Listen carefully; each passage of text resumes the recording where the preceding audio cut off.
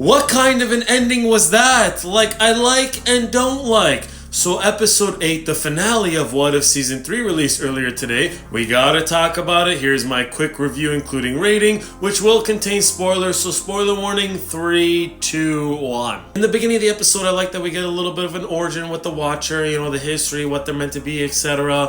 And then I find it a little funny that one of the Watchers, when mentioning a few characters, out of all the characters he could have mentioned, he mentions Madison with one Y and 2 N's. Haha! And then Infinity Ultron pulls up with the female power crew because they're very powerful, and he loses so quickly, and it's crazy how powerful he is to lose that quickly, knowing how powerful and how hard it was to stop him in season 1. And then as the 3 Watchers try and stop the main crew, the Watcher's able to share his powers with the females, and then they're all able to be as strong as the Watcher, because they become Watchers themselves. I see you. And then a big fight happens, which I like this fight. There are a lot of good hits and good moments where, you know, destroying you, beating you up, and I was low-key rooting for the 3 Watchers sometimes, just because, you know, a couple characters to me are a little annoying. Speaking of annoying, Captain Carter. I don't like her in What If, and she's like the main character that they make it seem like everyone loves her and wants to root for her when that's not true.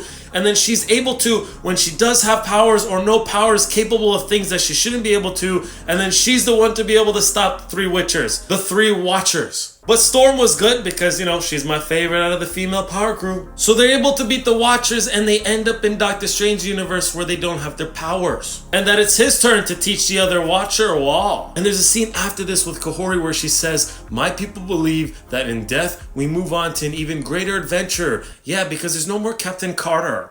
And then the episode ends with a montage of characters in certain variants that definitely would have been more interesting to see, but we didn't get, and they just tease us knowing it's not gonna come. Like Spider-Man with 6 arms, Samurai Ghost Rider, Maestro, Weapon X Thanos, and a bunch more. Anyways, I give episode 8 like a 7.5 out of 10. I enjoyed the action, but man, this show could have been better, which I might actually make another video later today, kind of giving my overall review of the show, changing my ratings from previous episodes, and just pointing out things that I didn't like. So what would you rate episode 8, the finale, out of 10?